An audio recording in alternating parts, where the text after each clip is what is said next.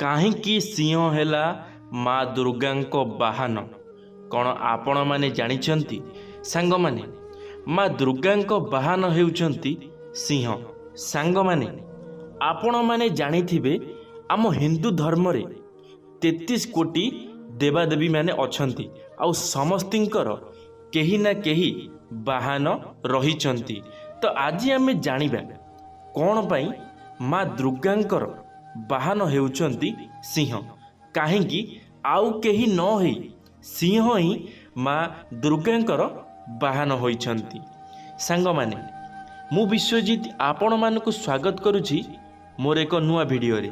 ଯଦି ଭିଡ଼ିଓଟି ଆପଣମାନଙ୍କୁ ଭଲ ଲାଗିବ, ଭିଡ଼ିଓରୁ କିଛି ଆପଣମାନଙ୍କୁ ଶିଖିବା ପାଇଁ ମିଳିବ, ତାହେଲେ ନିଶ୍ଚିନ୍ତ ଭାବରେ ଗୋଟିଏ ଲାଇକ୍ଟିଏ କରିଦେବେ।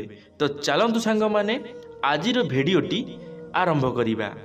କାହିଁକି ସିଂହ ହେଲା ମା ଦୁର୍ଗାଙ୍କ ବାହନ, ଜାଣନ୍ତୁ ଏହା ପଛରେ ପୌରାଣିକ ତଥ୍ୟ। ସାଙ୍ଗମାନେ, ହିନ୍ଦୁ ଧର୍ମରେ ସମସ୍ତ ଦେବାଦେବୀଙ୍କ ବାହନ ଭିନ୍ନ ଭିନ୍ନ ରହିଛନ୍ତି। ସେହିପରି ଲକ୍ଷ୍ମୀଙ୍କ ବାହନ ପେଚା, ଗଣେଶଙ୍କ ବାହନ ମୂଷା ଏବଂ ମା ଦୁର୍ଗାଙ୍କର ବାହନ ସିଂହ ରହିଛନ୍ତି। ତେବେ ସମସ୍ତଙ୍କ ବାହନଙ୍କ ପଛରେ ରହିଛି ଏକ ପୌରାଣିକ କାରଣ। ଆଜି ଆମେ ସେହିପରି ଦୁର୍ଗାଙ୍କ ବାହନ ସିଂହ ହେବା ପଛର କାରଣ ମୁଁ ଆଜି ଆପଣମାନଙ୍କୁ କହିବାକୁ ଚାହୁଁଛି। ଆପଣମାନେ ଭଲ ଭାବରେ ମନ ଧ୍ୟାନ ଦେଇକରି ଶୁଣି ରଖନ୍ତୁ। ବାସ୍ତବରେ କାହିଁକି ଦୁର୍ଗା ବାଛିଛନ୍ତି ସିଂହକୁ ନିଜର ବାହନ? ପୌରାଣିକ ତଥ୍ୟ ଅନୁଯାୟୀ ମା ଦୁର୍ଗା ହେଉଛନ୍ତି ପାର୍ବତୀଙ୍କ ଏକ ରୂପ। ସେ ବହୁ ବର୍ଷ ଧରି ଭଗବାନ ଶିବଙ୍କୁ ସ୍ୱାମୀ ଭାବେ ପାଇବା ପାଇଁ କଠୋର ଆରାଧନା କରିଥିଲେ। ଏନେଇ ଖୁବ୍ ତପସ୍ୟା ମଧ୍ୟ କରିଥିଲେ। ଦେବୀ ଅନେକ ବର୍ଷ ପର୍ଯ୍ୟନ୍ତ ତପସ୍ୟା କରିବା କାରଣରୁ ମାଙ୍କ ବର୍ଣ୍ଣ ଗୋରାରୁ ଶ୍ୟାମଳ ହୋଇଯାଇଥିଲା। ପରେ ଶିବ ତାଙ୍କ ତପସ୍ୟାରେ ପ୍ରସନ୍ନ ହେବା ସହ ଦେବୀଙ୍କୁ ବିବାହ କରିବାକୁ ରାଜି ହୋଇଯାଇଥିଲେ। ଉଭୟଙ୍କ ବିବାହ ହେବା ପରେ ତାଙ୍କର ଗଣେଶ ଏବଂ କାର୍ତ୍ତିକ ଦୁଇ ପୁତ୍ର ସନ୍ତାନ ହୋଇଥିଲେ। ସାଙ୍ଗମାନେ, ମାତା ପାର୍ବତୀ ଏବଂ ଶିବଙ୍କ ପୁତ୍ରଙ୍କ ନାମ କ'ଣ? ଯଦି ଆପଣଙ୍କୁ କେହି ପଚାରନ୍ତି, ତାହେଲେ ଆପଣମାନେ ଉତ୍ତରରେ କୁହନ୍ତୁ ଯେ ମାତା ପାର୍ବତୀ ଆଉ ଶିବଙ୍କର ପୁତ୍ରଙ୍କ ନାମ ହେଉଛି ଗଣେଶ ଏବଂ କାର୍ତ୍ତିକେୟ। ଶାସ୍ତ୍ର ଅନୁଯାୟୀ ବିବାହ ପରେ ଶିବ ପାର୍ବତୀ ଏକ ସାଙ୍ଗରେ ବସିଥିଲେ। ସେହି ସମୟ କୌଣସି କାରଣରୁ ଶିବ ଦେବୀଙ୍କୁ କଳା ବୋଲି କହିଦେଇଥିଲେ, ଯେଉଁଥିରେ କ୍ରୋଧିତ ପାର୍ବତୀ ଘୋର ବନ ମଧ୍ୟରେ ତପସ୍ୟା କରିବା ଆରମ୍ଭ କରିଥିଲେ। ସେହି ସମୟରେ ତାଙ୍କ ନିକଟକୁ ଏକ ଭୋକିଲା ସିଂହ ଆସିଥିଲା। ସାଙ୍ଗମାନେ, ଯେତେବେଳେ ପ୍ରଭୁ ଶିବଶଙ୍କର ମାତା ପାର୍ବତୀଙ୍କୁ କଳା ବୋଲି କହିଥିଲେ, ସେତେବେଳେ ମାତା ପାର୍ବତୀ ରାଗି ଯାଇଥିଲେ। ଆଉ ମାତା ପାର୍ବତୀ ରାଗି ଯାଇ ବନ୍ୟ ମଧ୍ୟରେ ଯାଇ ଅଧିକ ବଣ ଥିବା ଭିତରକୁ ମଝିରେ ଯାଇ ତପସ୍ୟା ଆରମ୍ଭ କରିଥିଲେ। ଯେତେବେଳେ ମାତା ପାର୍ବତୀଙ୍କ ପାଖକୁ ସିଂହ ଆସିଥିଲା, ଭୋକିଲା ସିଂହ, ସେ ମାତାଙ୍କୁ ନ ଖାଇ ବରଂ ତାଙ୍କ ସହ ସେଠାରେ ତପସ୍ୟା କରିବା ଆରମ୍ଭ କରିଥିଲା। କିଛି ସମୟ ପରେ ପାର୍ବତୀଙ୍କ ତପସ୍ୟାରେ ଖୁସି ହୋଇ ଭଗବାନ ଶିବ ତାଙ୍କୁ ଗୋରା ହେବାର ଆଶୀର୍ବାଦ ଦେଇଥିଲେ।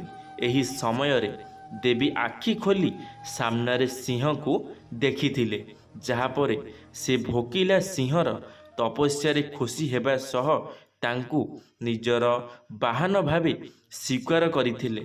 ଯାହାପରେ ଦେବୀଙ୍କ ସହ ସମସ୍ତ ସ୍ଥାନରେ ତାଙ୍କ ବାହନ ସିଂହକୁ ମଧ୍ୟ ପୂଜା କରାଯାଇଥାଏ। ସାଙ୍ଗମାନେ, ଯେତେବେଳେ ମାତା ପାର୍ବତୀ ବନରେ ତପସ୍ୟା କରୁଥିଲେ ନିଜର ରଙ୍ଗ ବଦଳାଇବା ପାଇଁ, ନିଜକୁ ଗୋରା କରିବା ପାଇଁ, ସେତେବେଳେ ଭୋକିଲା ସିଂହ ଆସି ମାତା ପାର୍ବତୀଙ୍କ ପାଖରେ ପହଞ୍ଚିଥିଲା। ହେଲେ ସେ ମାତା ପାର୍ବତୀଙ୍କର କିଛି ବି କ୍ଷତି କରିନଥିଲା, ବରଂ ମାତା ପାର୍ବତୀଙ୍କ ସାଥିରେ ବସି ସେ ତପସ୍ୟା କରିଥିଲା। ଆଉ ସେ ତପସ୍ୟାରେ ମାତା ପାର୍ବତୀ ଖୁସି ହୋଇ ତାଙ୍କୁ ନିଜର ବାହନ ଭାବେ ସାଥିରେ ରଖିଥିଲେ। ଆଉ ସେଥିପାଇଁ ଏବେ ବି ଆଜି ବି ଲୋକମାନେ ସିଂହକୁ ମାତା ପାର୍ବତୀ ବା ଦୁର୍ଗାଙ୍କ ସାଥିରେ ପୂଜା କରୁଛନ୍ତି। ସାଙ୍ଗମାନେ, ଦ୍ୱିତୀୟ କଥା ଅନୁସାରେ ସ୍କନ୍ଦ ପୁରାଣରେ ଉଲ୍ଲେଖ କରାଯାଇଛି କି ଶିବ ଏବଂ ପାର୍ବତୀଙ୍କ ପୁତ୍ର କାର୍ତ୍ତିକ ଦେବାସୁର ସଂଗ୍ରାମ ସମୟରେ ଦାନବ ତାରକ ଏବଂ ତାଙ୍କର ଦୁଇ ଭାଇ ସିଂହ ମୁଖମ ଓ ସୁରାପଦମଙ୍କୁ ପରାଜିତ କରିଥିଲେ। ସିଂହ ମୁଖମ ନିଜ ପରାଜୟରେ କାର୍ତ୍ତିକଙ୍କୁ କ୍ଷମା ପ୍ରାର୍ଥନା କରିଥିଲେ, ଯେଉଁଥିରେ ପ୍ରସନ୍ନ ହୋଇ ସେ ତାଙ୍କୁ ମା ଦୁର୍ଗାଙ୍କ ବାହନ ଭାବେ ରହିବାକୁ ଆଶୀର୍ବାଦ ଦେଇଥିଲେ। ସାଙ୍ଗମାନେ, ସେହିଭଳି ସବୁ ଦେବାଦେବୀଙ୍କର କେହି ନା କେହି ବାହନ ଅଛନ୍ତି। ସେଥିପାଇଁ ଆମେ ଆମ ମନରେ ସ୍ଥିର କରିବା ଉଚିତ ଯେ ଆମ ସାମ୍ନାକୁ ଯେକୌଣସି ବି ପଶୁପକ୍ଷୀ ଆସୁଛନ୍ତି, ଆମେ ତାଙ୍କ ଯତ୍ନ ନେବା ନିହାତି ଆବଶ୍ୟକ। ସେମାନଙ୍କ ଆଗରେ କିଛି ଖାଇବାକୁ ଦେବା ମଧ୍ୟ ନିହାତି ଆବଶ୍ୟକ। ହେଲେ ଆଜିକା ସମୟର ଲୋକମାନେ କ'ଣ କରୁଛନ୍ତି, ସେହି ଜୀବଜନ୍ତୁଙ୍କୁ ମାରି ଦେଉଛନ୍ତି। ସେ ଜୀବଜନ୍ତୁଙ୍କୁ ମାରି ସେମାନଙ୍କର ମାଂସକୁ ସେମାନେ ସେବନ କରୁଛନ୍ତି। କିନ୍ତୁ ମୁଁ ଆପଣମାନଙ୍କୁ ଜଣାଇ ଦେବାକୁ ଚାହୁଁଛି, କେବେ ବି ହେଲେ ଏମିତି କାମ କରନ୍ତୁ ନାହିଁ।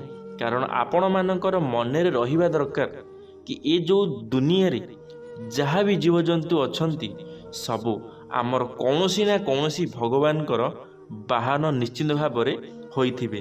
ତ ସେଥିପାଇଁ ଆମେମାନେ ଦେଖି ଚାହିଁ ଚଳିବାର ଅଛି। ଯଦି ଆମ ଦ୍ୱାରା କୌଣସି ଭୁଲ ହୋଇସାରିଛି, ତାହେଲେ ଆମେ କେମିତି ସେ ଭୁଲଟିକୁ ସୁଧାରିବା, ଆମର ସେ କଥା ଚିନ୍ତା କରିବା ନିତ୍ୟନ୍ତ ଆବଶ୍ୟକ। ହେଲେ ଆମେ ସେ କଥା ନ ଚିନ୍ତା କରି ଆମ ନିଜର ଖୁସି ପାଇଁ, ନିଜର ପାଟିର ସୁଆଦ ପାଇଁ ଆମେ ଜୀବଜନ୍ତୁଙ୍କର ହତ୍ୟା କରୁଛେ, ଯାହାକି ବହୁତ ବଡ଼ ପାପ ହୋଇଥାଏ। ତ ସେଥିପାଇଁ ଆମେମାନେ ଶପଥ ନେବା, କେବେ ବି ହେଲେ ଆମ ଜୀବନରେ ଏମିତି ପାପ କାର୍ଯ୍ୟ କରିବା ନାହିଁ ଯାହାଦ୍ୱାରା କି ଆମେ ଭଗବାନଙ୍କ ଠାରୁ ବହୁତ ଦୂରେଇ ଯିବା। ଭଗବାନ ଆମକୁ କେବେ ବି ହେଲେ କ୍ଷମା କରିପାରିବେ ନାହିଁ। କାରଣ ଯେତେବେଳେ ଆମେମାନେ ତାଙ୍କ ବାହନକୁ ମାରିବା, କେମିତି ଭଗବାନ ଆମକୁ ସହିବେ, କେମିତି ଭଗବାନ ଆମର ପ୍ରିୟ ହେବେ। ତ ସେଥିପାଇଁ ଜୀବନରେ କେବେ ବି ହେଲେ କୌଣସି ହତ୍ୟା କରନ୍ତୁ ନାହିଁ, ନିଜର ମୁହଁର, ନିଜର ପାଟିର ସ୍ୱାଦ ବଢ଼ାଇବା ପାଇଁ। ଧନ୍ୟବାଦ ସାଙ୍ଗମାନେ, ଭିଡ଼ିଓଟିକୁ ଶେଷ ପର୍ଯ୍ୟନ୍ତ ଦେଖିଥିବାରୁ ଆପଣମାନଙ୍କୁ ଅଶେଷ ଅଶେଷ ଧନ୍ୟବାଦ। ଆଶା କରିବି ମୋର ଏହି ଭିଡ଼ିଓରୁ ଆପଣମାନଙ୍କୁ ନିଶ୍ଚିନ୍ତ ଭାବରେ କିଛି ଶିଖିବା ପାଇଁ ମିଳିଥିବ। ଯଦି କିଛି ଶିଖିବା ପାଇଁ ମିଳିଛି, ଲାଇକ୍ଟିଏ କରିଦେବେ, ସାଙ୍ଗମାନଙ୍କ ମଧ୍ୟରେ ସେୟାର ନିଶ୍ଚିନ୍ତ ଭାବରେ କରିଦେବେ। କମେଣ୍ଟ ବକ୍ସରେ ଆପଣମାନଙ୍କର ମତାମତ ରଖିବେ, ଚ୍ୟାନେଲଟିକୁ ସବସ୍କ୍ରାଇବ୍ ମଧ୍ୟ କରିଦେବେ। ଧନ୍ୟବାଦ। ଜୟ ଜଗନ୍ନାଥ, ଜୟ ମା ଶାରଳା, ଜୟ ଶ୍ରୀକୃଷ୍ଣ।